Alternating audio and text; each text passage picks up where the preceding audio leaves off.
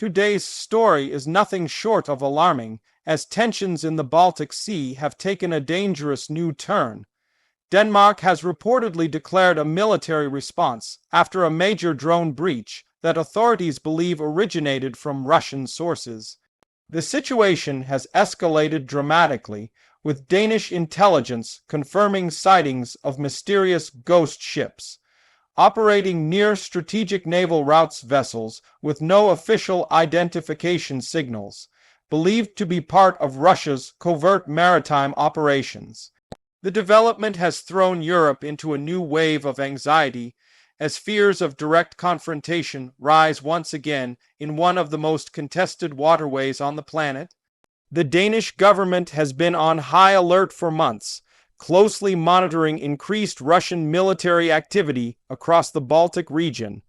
But this new drone incident has crossed a line.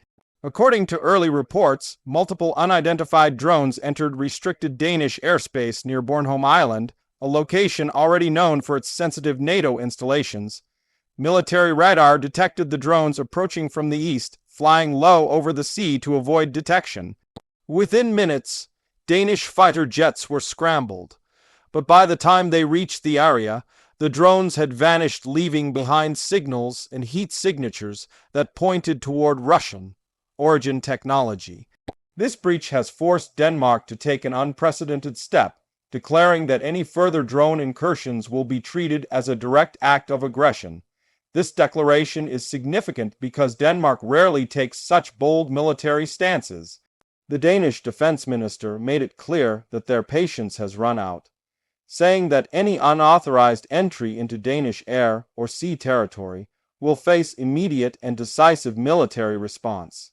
The statement was backed by NATO allies who have been urging tighter coordination in the Baltic Sea amid growing Russian maneuvers.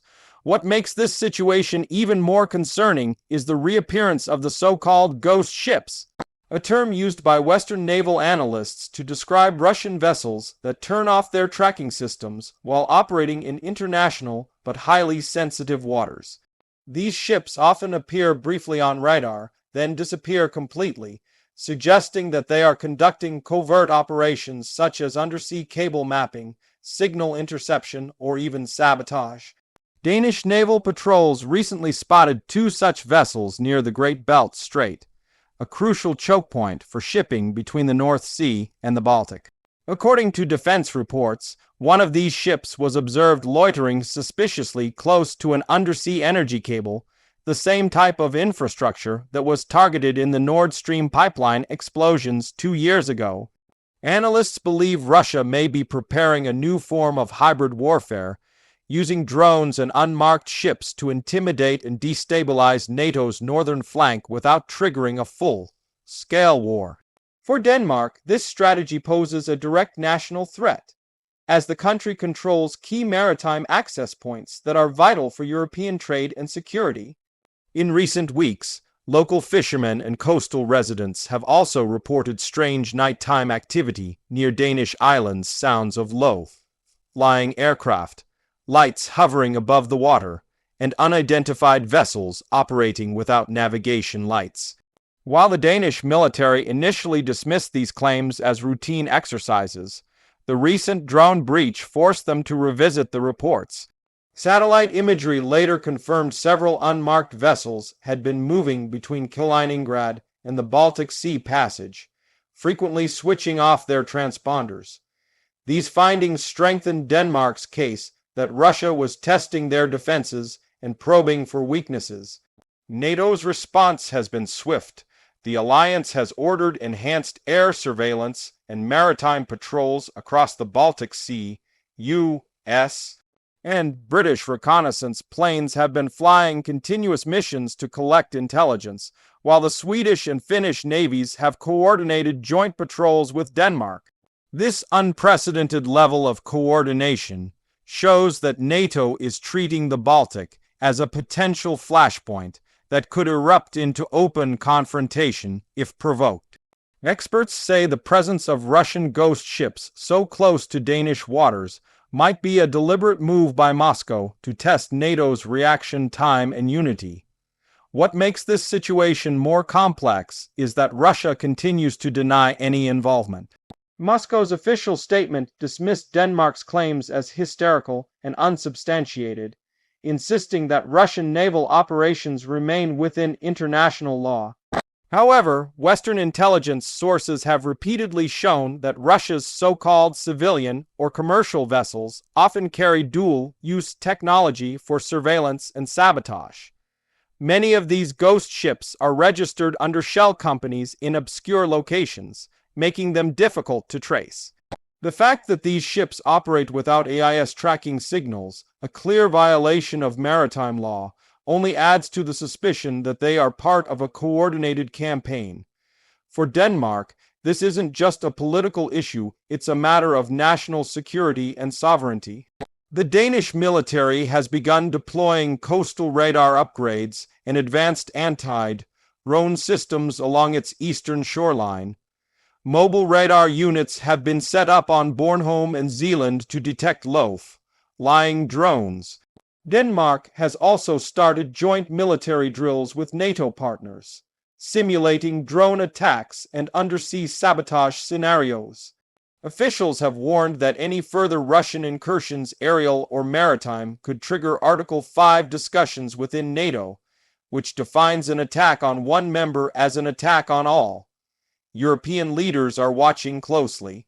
Germany, Poland, and the Baltic states have all voiced concern over the increasing number of unidentified aircraft and vessels in their regions. This growing pattern suggests a wider Russian campaign of intimidation across the entire Baltic corridor. Experts call it shadow warfare, a new hybrid approach that blurs the line between peace and conflict. Instead of open confrontation, Russia uses drones, hackers, and unmarked ships to push boundaries and test reactions. The challenge for Denmark and its allies is how to respond without escalating the situation into a full-scale confrontation. The timing of the drone breach could not be worse. The Baltic Sea has become one of the most militarized zones in Europe following Finland's and Sweden's accession to NATO. Russia has been losing influence there, as NATO now controls almost the entire coastline. The Kremlin views this as a strategic setback and has been increasing military presence in Kaliningrad, its heavily armed enclave wedged between Poland and Lithuania. With advanced missile systems and naval bases stationed there, Russia has the capacity to disrupt regional stability at any moment. Denmark's firm response signals that NATO will no longer tolerate these Greys' own provocations. What's also worrying is the psychological aspect of these ghost ship sightings. Intelligence officials say they are designed not only to spy but to create fear and confusion by allowing them to be seen. Briefly, Russia sends a message that it can operate anywhere, anytime, even inside NATO's watch zone. The drones serve a similar purpose. Flying close to restricted areas and then disappearing without a trace makes it hard to determine intent or accountability. This ambiguity keeps European governments in constant tension, forcing them to stay on alert without a clear target to respond to. The Danish media has been flooded with public concern. Citizens are demanding greater transparency about what exactly happened during the drone breach. Some fear the government might be hiding the full scale of the incident to avoid panic. Others believe this is a wake-up call for Europe to strengthen its defenses, especially against unconventional threats like drones and underwater sabotage. A recent poll showed that more than 70% of Danes support increasing defense spending, a significant shift in a country that traditionally avoided heavy militarization. Internationally, the U.S. has expressed full support for Denmark. Washington has offered to share advanced drone tracking technology and satellite data to monitor future incidents. The Pentagon considers the Baltic Sea a critical theater for maintaining deterrence against Russia. British and Norwegian naval forces have also pledged to assist Denmark with joint patrol missions, ensuring that any future ghost ship movements are tracked and intercepted before they can pose a threat. Meanwhile, Russia's silence on the issue has been notable.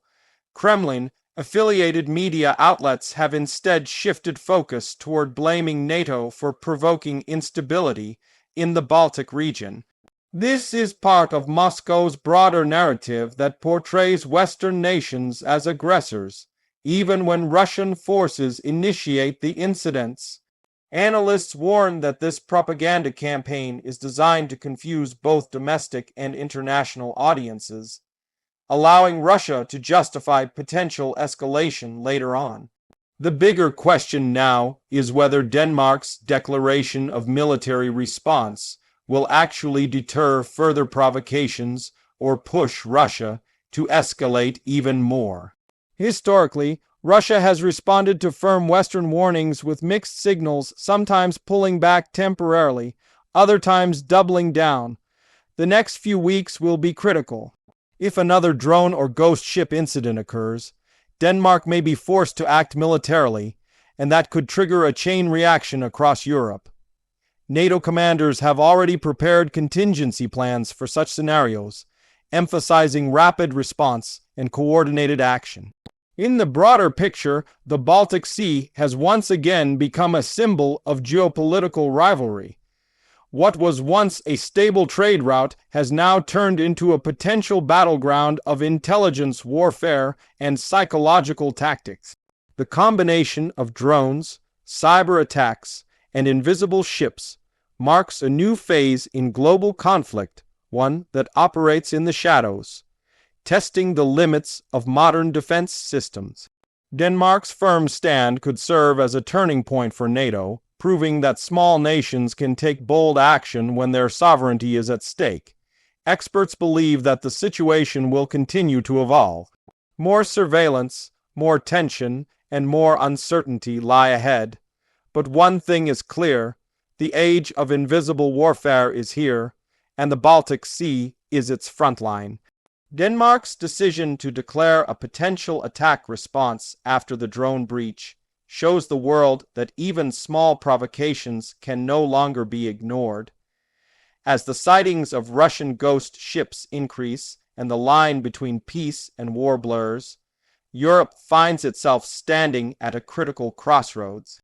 Whether this escalates into open conflict or forces diplomacy to prevail will depend on the actions of the next few days. For now, Denmark remains vigilant, its navy and air force on constant stand, by watching the horizon for any sign of movement. The world is watching too, waiting to see if this latest Baltic Sea crisis will fade into another tense standoff or ignite something much more dangerous. The silence of the sea has never felt so heavy, and as these ghost ships vanish into the mist, the question lingers how long before the next breach comes, and what will happen when it does.